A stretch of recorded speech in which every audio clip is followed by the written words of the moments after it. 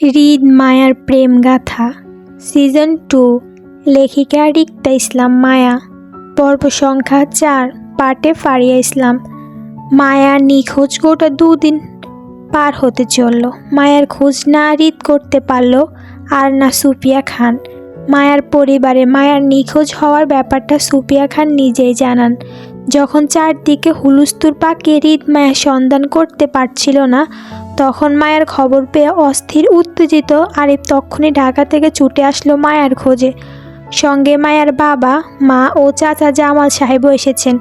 খবর পেয়ে আরাফ খান, হেনা খান, রাদিফ, নিহাল খানও চট্টগ্রাম থেকে ছুটে এলেন হৃদের বাড়িতে। লন্ডনে থাকা আয়ন জুইকেও একই খবরটা দিল ফাহাদ। শালির নিখোঁজ খবর পেয়ে ফাহাদ মুক্তার তার বাবা মাকে নিয়ে অবস্থান করেছে হৃদের বাড়িতে।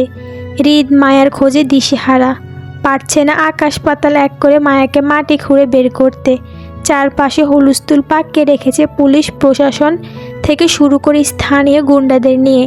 রাস্তার বিভিন্ন জায়গায় হৃদের লোক সেট করে রেখেছে মায়ার খোঁজে। মায়া অপরিচিত এলাকায় কোনো খারাপ লোকের হাতে পড়েছে কিনা সে চিন্তায় হৃদ ঢাকা শহরে সব নিষিদ্ধ গলিতে পুলিশ নিয়ে সে নিজে রেড করেছে। সন্দেহজনক লোকদের থানায় আটকে রেখেছে। নির্ঘুম রাতে হৃদ পুরো শহর যেন চিরুনি তল্লাশি করেছে মায়ার জন্য। আরিফ, রাদীপ, নিহাল খান তারাও হৃদের মতে মায়ার খোঁজে দিশেহারা। শেষ রাতের দিকে সুফিয়া খান নিজের ওকালতির বুদ্ধি খাটালেন। মায়ার ছবি টিভিতে নিউজ করার জন্য বেশ কিছু তথ্য দিলেন চ্যানেলকে। মায়া নিখোঁজ হওয়ার খবরটা সকালে নিউজে বেশ কিছু টিভি চ্যানেলের প্রচার হবে। যে বা যারা মায়ের সঠিক খোঁজ দিতে পারবে তাদের মোটা অঙ্কের টাকা পুরস্কৃত করা হবে। রাত 3:01, রাত প্রায় শেষের দিকে। হৃদ গাড়ির ডিকিতে পা ঝুলিয়ে বসে, বাম হাতের কবজিতে রক্তের দাগ। সেই হাতে একটা রিভলভার চেপে ডান হাতে সিগারেট অনবরত টানছে। হৃদকে সচরাচর সিগারেট টানতে দেখা যায় না, এটা তার পছন্দ না।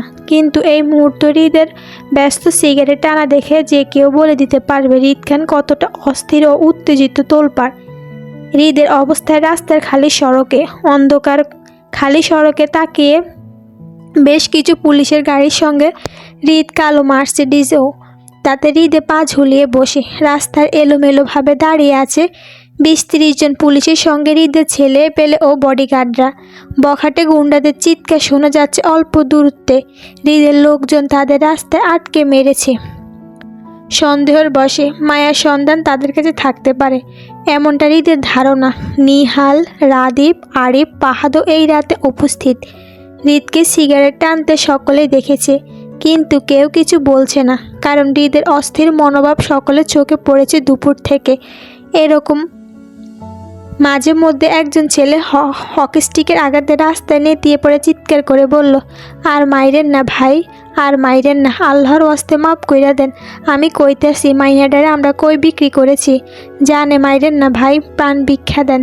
হৃদের ছেলে পেলে মাঝে উত্তেজনা দেখা গেল, কিন্তু এর মাঝে রক্তাক্ত ছেলেটির সঙ্গে সঙ্গী মন্টু খেকি উঠে বলল, শুয়োরের বাচ্চা, কইলি কেন? এমনি কতক্ষণ মাইরে আমগো জানে ছাইরা দিত। এখন তোর লাইগে আমগো হগলে জানে মরমু। এই কুত্তার বাচ্চারে কেডা দলে লাগাইছে, হের লাইগে পাইসা গেছি। মন্টুর মুখে বরাবর ভারী হকি স্টিক পড়তে ছিটকে পড়ল রাস্তায়। আঘাতটা করেছে রাফিদ, সে এখানে দাঁড়িয়েছিল।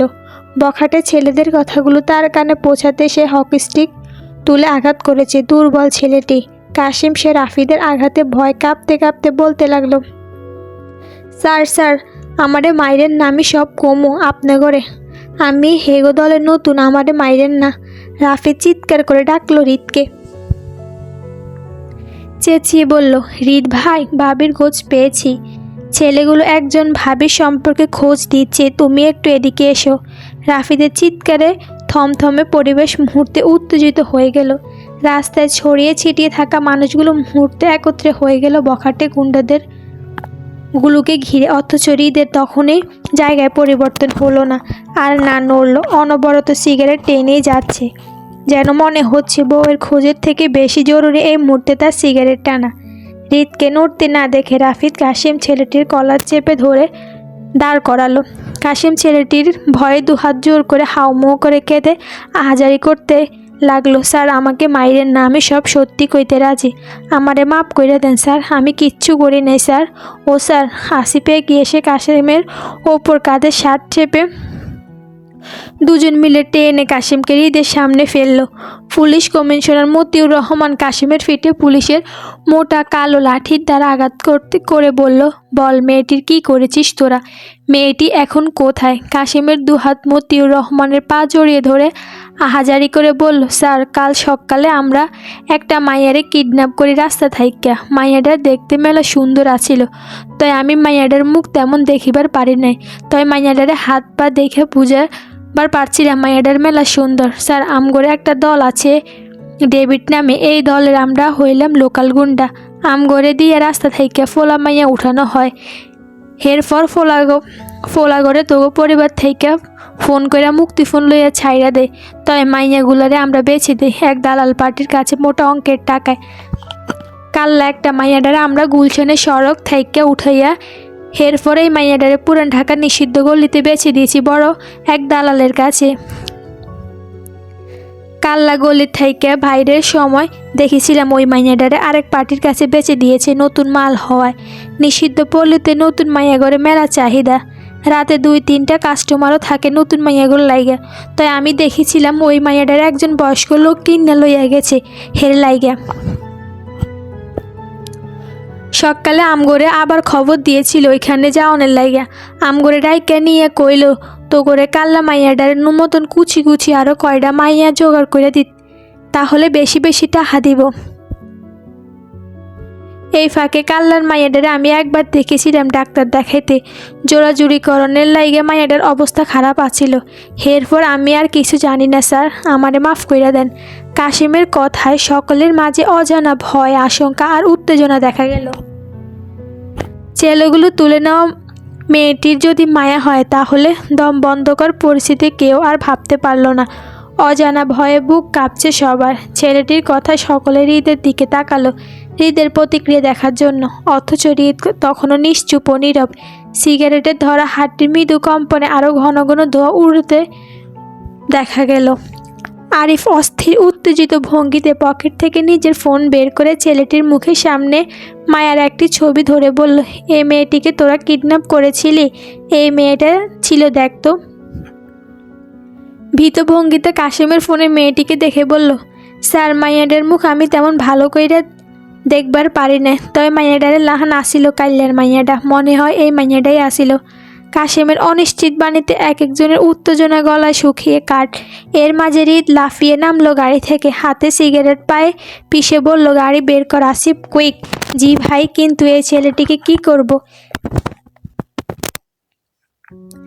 হৃদ গাড়ির দরজা টেনে ধরতে ধরতে বলল, ওরে গাড়িতে ওঠা। কমিশনার সাহেব, আপনি পুলিশের ফোর্স বাড়ান, পুরান ঢাকা রেন্ট করব। পুরান ঢাকার চকবাজার পেরিয়ে গেল আরও 10 মিনিট পূর্বে। কাশিমের তথ্য অনুযায়ী গাড়িটা থামলো শুনশান রাস্তা একটি গলির মোড়ে। ল্যাম্পপোস্টের হলুদ আলো মানুষের দেখা নেই, তবে রাস্তায় সারিবদ্ধভাবে বেশ কিছু বড়লোকি প্রাইভেট কার দেখা গেল। নিষিদ্ধ পল্লীর সামনে এসব গাড়ি দিনের আলোর মুখোশ পরে থাকা কিছু ভদ্রলোক হয়ে থাকে। খালি রাস্তায় আদুরে কয়েকটা কুকুরের দেখা যাচ্ছে রাস্তায় শরীর ফেলে শুয়ে। মোট গাড়ি এসেছে 11টা, 2টো পুলিশের জিপ, বাকি 2টো হৃদের বডিগার্ডরা। 3টি ট্রাকের হৃদের ছেলে মেয়ে হকি স্টিক লাঠি সোটা নিয়ে নিঃশব্দে লাফিয়ে নামলো রাস্তায়। আরিফ, নিহাল খান অপর গাড়ি থেকে নেমে আশেপাশে তাকালো। ফাহাদ, রাফিদ অন্য গাড়ি থেকে হৃদকে অনুসরণ করলো। হৃদ, আসিফ, কমিশনার একই গাড়ি থেকে রাস্তায় নেমে উপরে হেডবোর্ডের দিকে তাকালো। রঙ্গনা কুঠির। কাশিম ছেলেটিকে পুলিশ জিপ থেকে নামালো 2জন পুলিশ। হৃদ কমিশনারের দিকে তাকাতে কমিশনার কাশিমকে উদ্দেশ্য করে বলল, তুই সামনে যা, আমরা তোকে অনুসরণ করব। খবরদার চালাকি করবি না, তাহলে বেওয়ারিশ লাশ মরবি। কাশিম ছেলেটিকে টেনে সঙ্গে নিয়ে হাঁটলো 2জন পুলিশ। শতাধিক মানুষ হওয়ার পরেও কেউ শব্দ করছে না। যতটা নিঃশব্দ থাকা যায় ততটা সতর্কতা অবলম্বন করছে সবাই। কাশিমের পিছনে হৃদ, রাফিদ, আসিফ, নিহাল খান, ফাহাদ আর তাদের পিছনে গোটা শতাধিক মানুষ হাতে হাতে লাঠিসোঁটা নিয়ে পা মেলাচ্ছে। হৃদ খানের জীবনে কখনো বউকে এমন নিষিদ্ধ পল্লীতে খুঁজতে আসতে হবে, এই বিষয়টা নিহাল খানের জন্য লজ্জাজনক। তিনি সংসদ সদস্য, মন্ত্রী, কোনো কারণে যদি বিরোধী দলের কারো কানে আজকের ঘটনাটি যায় তাহলে খান বংশের সম্মান খোয়াতে সময় নেবে না। সবচেয়ে বড় কথা, ওনার ছেলে হৃদ এখন পর্যন্ত শান্ত। আর কতক্ষণ শান্ত থাকবে বোঝা যায় না। এখনো পর্যন্ত চুপ, মানে ধ্বংসের পূর্বাভাস। সঙ্গে এত মানুষ নিয়ে এসেছে, তার মানে মায়াকে যেখানে পাওয়া গেলে আজকে নিষিদ্ধ পল্লীর ধ্বংস নিশ্চিত। হৃদের ডান হাতের মুঠে বন্দুক চেপে ধরা হাতটা অনবরত কাঁপছে। এবার সেটা রাগে নাকি দুর্বলতায় সেটাও বোঝা যায়। সকলে কাশিমের পিছনে পা মেলালো।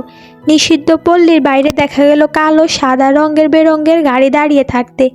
দিনের শেষ রাতে ক্ষুধা নিবারণের জন্য বিগড়ে যাওয়া একদল বড় লোক আসে নিষিদ্ধ পল্লীতে। হৃদ পকেট থেকে সাদা রুমাল বের করে মুখে চাপালো। জীবনের প্রথম এসব নিষিদ্ধ গল্লিতে পা পড়েছে তার, তাও শখের নারীর খোঁজে। তার ভিতরকার তোলপাড় চটপট বাণীতে প্রকাশ করার মতো নয়। 3 তলার রঙ্গনা কুঠিরের নিচতলায় হলঘরে দরজা খোলা ছিল। মেঝেতে নাচ গানের আয়োজন ছিল। সেটা চারপাশে পরিবেশ দেখা গেলে বোঝা গেল। ঢেলি তবলা মেজের মোটা বিছানার ওপর অফলায় পড়ে। বাংলা কিংবা বিদেশি মালের বোতলও মেজে এদিক সেদিক ছড়িয়ে পড়েছে। একজন মধ্যবয়সী মোটা মহিলা রঙিন সাজে অর্ধ উলঙ্গ অবস্থায় সেই বিছানায় শুয়ে হয়তো ঘুমিয়ে পড়েছে। মহিলাটির উন্মুক্ত পেটে মাথা রেখে খালি গায়ে একই বয়সী পুরুষ শুয়ে। আশেপাশে ঘরগুলো থেকে উচ্চ স্বরে চিৎকার আর কলকল ধ্বনি কানে আসতে নিহাল খান থমথম খেয়ে গেলেন। এসব নিষিদ্ধ গলিতে এসবই হয়, কিন্তু বাবা ও ছেলে একত্রে এসব নিষিদ্ধ গলিতে প্রবেশ করায় লজ্জায় পড়ে যান তিনি। রাফিদ নিজে বিব্রত বোধ করে নিহাল খানের উদ্দেশ্যে বললেন, আব্বা আপনি বাইরে অপেক্ষা করুন, আমরা দেখছি বিষয়টা। নিহাল খান পরিস্থিতি বুঝে তিনি দৃষ্টি নত করে মুহূর্তে বেরিয়ে গেলেন। একজন পুলিশ এগিয়ে গিয়ে নাক চেপে ঊর্ধ্ব উলঙ্গ পুরুষটিকে লাথি মেরে ওঠাতে চেয়ে বলল, এই উঠ উঠ, এই হারামির বাচ্চা উঠ। পরপর লোকটার পেটে কোমর ও বাহুতে লাথি মারা লোকটা চোখ টেনে তাকানোর চেষ্টা করলো, কিন্তু অতিরিক্ত মদ খেয়ে তাল সামলাতে পারছে না। আরও একজন পুলিশ এসে মহিলাটিকে একইভাবে হাতে মোটা লাঠি নিয়ে মৃত আঘাত করে ডাকতে লাগলো। একটা সময়ের পর মহিলা ও পুরুষ দুজনে উঠে বসলো, কিন্তু মদের নেশা দুজনে দুলাতে দুলাতে লাগলো। দুজন পুলিশ মধ্যবয়সী মহিলা ও পুরুষকে টেনে দাঁড় করালো। মদের ঘরে দুলতে দুলতে পুরুষ লোকটা মাতাল কণ্ঠে বলল, এত রাইতে মাইয়া দেওয়ান যাইব না, মাইয়া লাগলে সকাল 5টার পর পাইবেন। আমাকে ওইখানে সব মাইয়া এখন বুকিং চলতেছে, টাকা অ্যাডভান্স করান লাগবো আগে।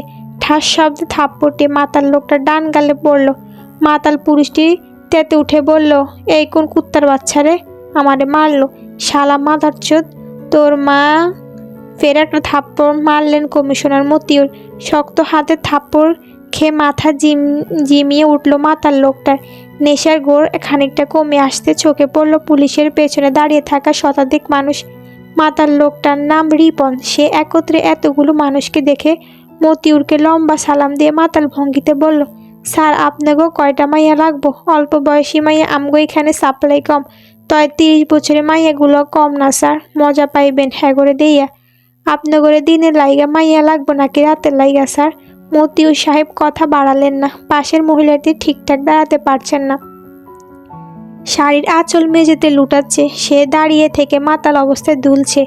মতিউর সাহেব হাতের ফোনে মায়ের একটা ছবি দেখিয়ে বললেন, এই মেয়েটাকে কাল তোদের এখানে একদল পাচারকারী বিক্রি করে গেছে। মেয়েটা এখন কোথায় সেটা বল, আমাদের এই মেয়েটাকে চাই। রিপন মাতাল চোখে ফোনের দিকে তাকিয়ে মায়ের ছবিটা ঝাপসা চোখে দেখে বলল, এই মাইয়াটার মেলা চাহিদা স্যার, এই মাইয়ারে নিতে গেলে 1 রাইতের লাইগা 1 লাখ দিবেন স্যার।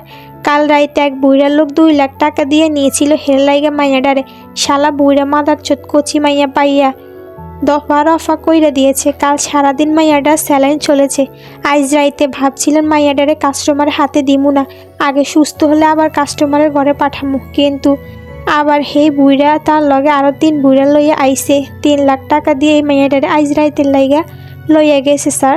এই মাইয়াডার চাইলে 2 দিন পর নিতে হইব স্যার। আইজ জানি 3 বুইড়া কি দশা করেছে মাইয়াডার, হেইডা বুঝে হেরফর আপনাদের লগে দিতে হইব।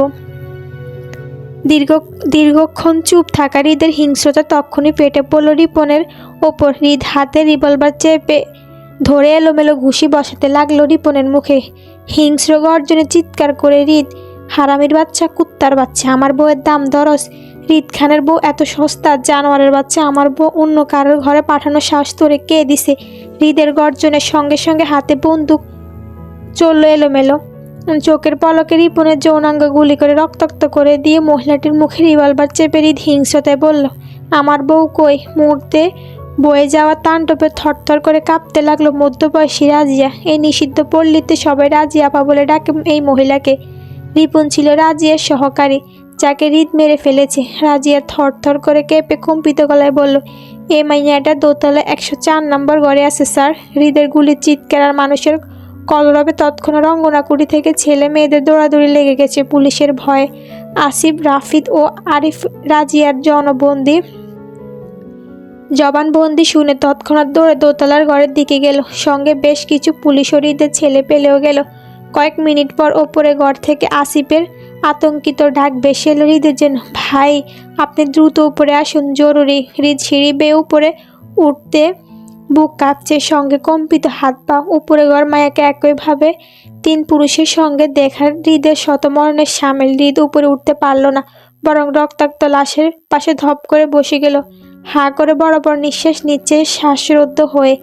ঘোলাটে দৃষ্টি দোতলার ঘরে সিঁড়িতে আটকে রেখে পর মুহূর্তে মেঝেতে তাকালো। হৃদকে আসতে না দেখে বয়স্ক 3 জন লোকসহ অসুস্থ মেয়েটি ঊর্ধ্ব উলঙ্গ অবস্থায় কোনো রকম কাপড় পরে নিচে নামলো এই কুঠিরের 2 জন মেয়েকে নিয়ে। অসুস্থ মেয়েটির গায়ে বিছানার চাদর জড়ানো, চোখ মুখ গলা শরীরের সব জায়গায় কামড়ের দাগ, যতটা শরীর দৃশ্যমান। মেয়েটির লম্বা চুলগুলো এলোমেলো পাখির বাসা করে রাখা।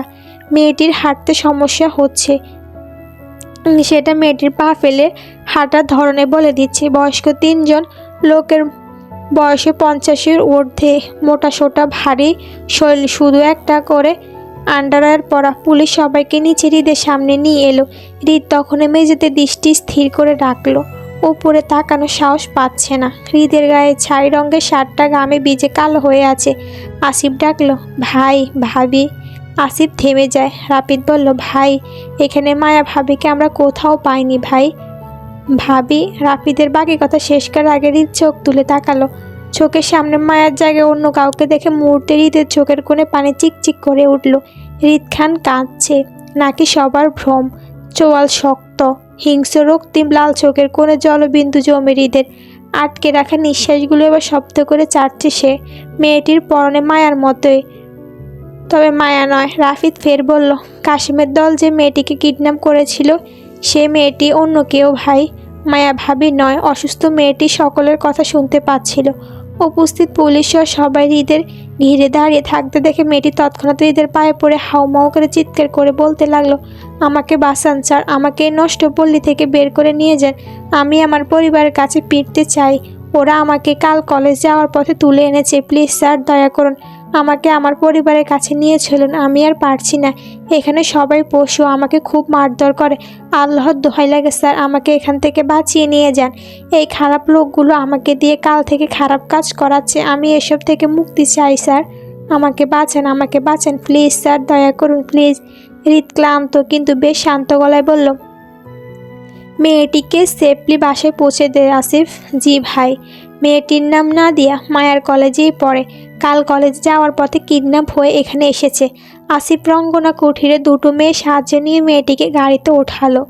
হৃদ তখনও শান্ত ভঙ্গিতে মেঝেতে বসে থেমে থেমে শ্বাস নিচ্ছে। বউ তার ভীষণ দুর্বলতার জায়গা, আর সেই বউয়ে অনাদরের কথা ভেবে হৃদের প্রতি মুহূর্তে হাজার মৃত্যু হচ্ছিল। হৃদের ভিতরকার তোলপাড় শুধু সেই বুঝতে পারছিল এতক্ষণ। আল্লাহর দরবারে অসংখ্য শুকরিয়া তার বউ এই খারাপ চক্করে পড়েনি। কিন্তু হৃদের বেয়াদব বউ কই গেল?